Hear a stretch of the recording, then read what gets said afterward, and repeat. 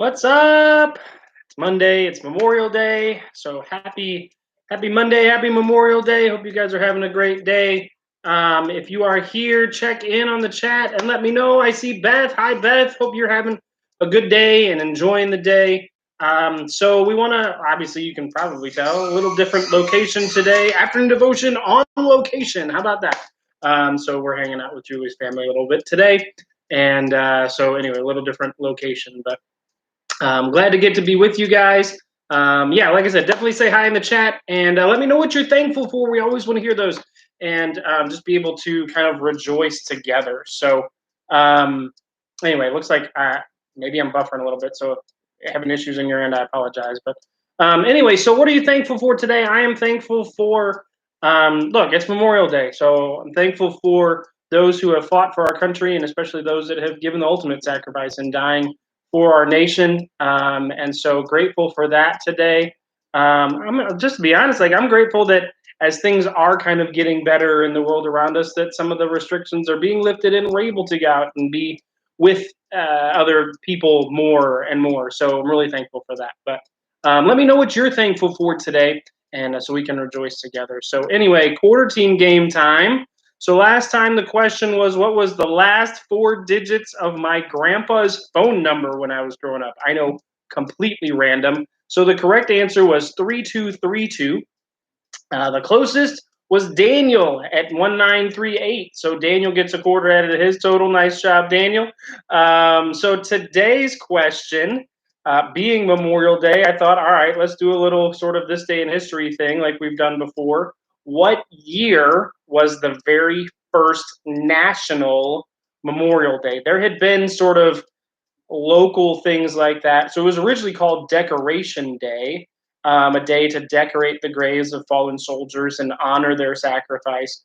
There had been some local ones, but the first national one for the United States, what year did that take place? So there's your question for today. What year do you think the first national Memorial Day took place? All right, so let me know your guesses in the chat, and we'll check in that way. So I see Caleb checking in as well. How you doing, buddy?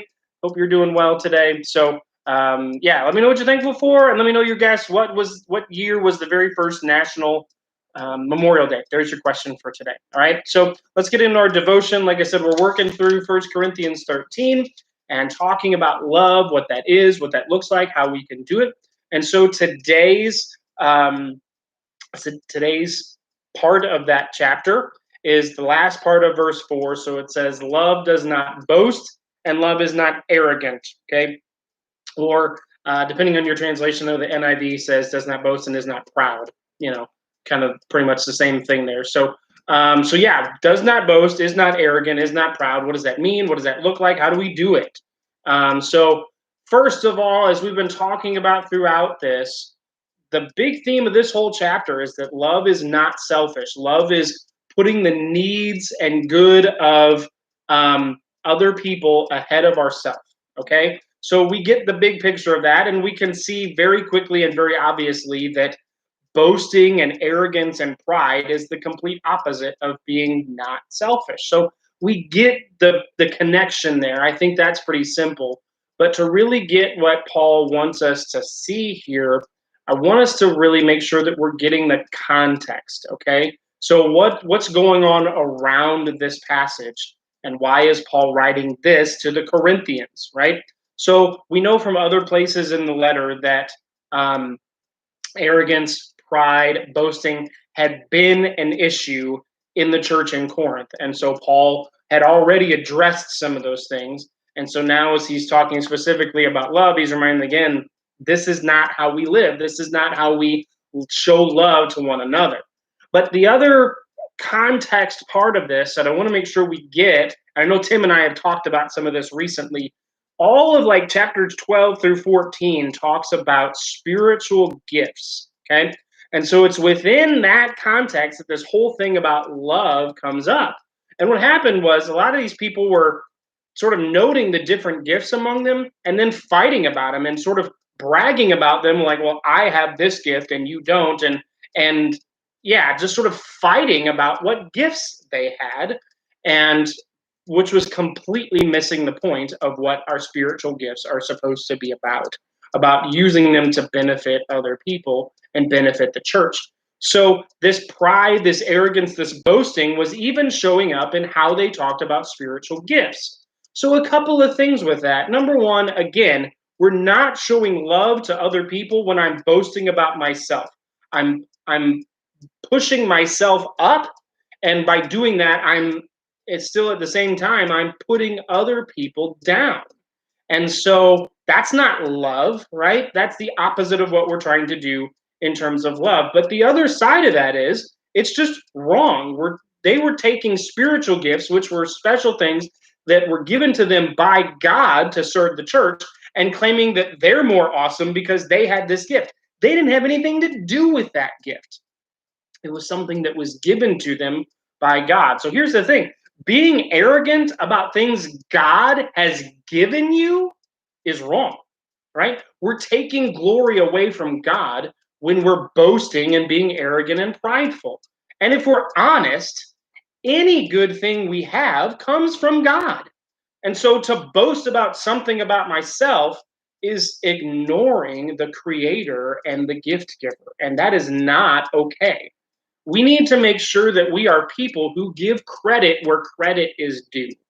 And ultimately, any good thing we have is from God. And so we need to make sure we're not drawing attention to ourselves. We're giving glory and attention and credit to Him. I had a conversation several years ago with Mr. Puckett at church, and we were talking about what an amazing songwriter he is. And he was trying to be humble and sort of said, like, no, that's not really whatever. I'm like, look, you can recognize the gift, but also recognize the gift giver, right? And so when somebody compliments us, we don't need to deny that and sort of have this false humility. Like, we can recognize the gift. If there's something we're good at or something that we have been given, we can recognize that, but we ultimately turn the praise back to God and make sure that He gets the credit. And it may be that someone else has given us something and we didn't make sure we pass on the credit to them if that's appropriate. But we're not purposely drawing attention to ourselves. That's the point there. So don't deny the gift, but make sure that we acknowledge the giver. So what does this mean for us? How do we do this? First of all, something to not do, okay? And this goes, look, I see the people that are checking in. I see the Tossies. I see Caleb and Kyle. We have a tendency to view our siblings as rivals and competitors, whether it's for love, for attention, for mom and dad, whatever it is. We have a tendency to try and boast myself up and push the others down because we're looking at competing with one another, and that's not what the Bible would describe as loving. So we need to make sure that we're not coming in with that attitude of talking about ways that I'm always better than my siblings, okay? This is not a competition. So remember that, and we're not going to be boasting and bragging around siblings to try and put ourselves up and put them down. That's not showing love. We need to get rid of that kind of attitude. And it does start with an attitude of, I'm not competing with you. But the other thing is that I want us to try and do to put this into practice. Rather than boasting on myself, let's boast on other people. How about that?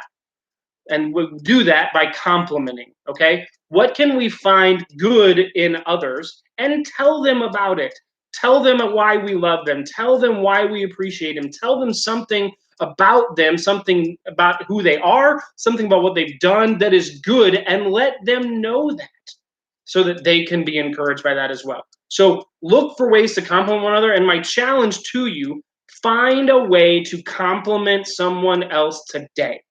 Okay? Rather than pumping myself up, I'm going to pump others up. Let's try and do that today. All right? That's it for today. Thank you guys for checking in. I see several guesses on the quarter team games. I appreciate that. I love that you guys took time out to be here today. So I will let you go. Enjoy the rest of your day. Enjoy your week. We'll be back Wednesday afternoon at 3 o'clock. I love you guys. We'll see you later.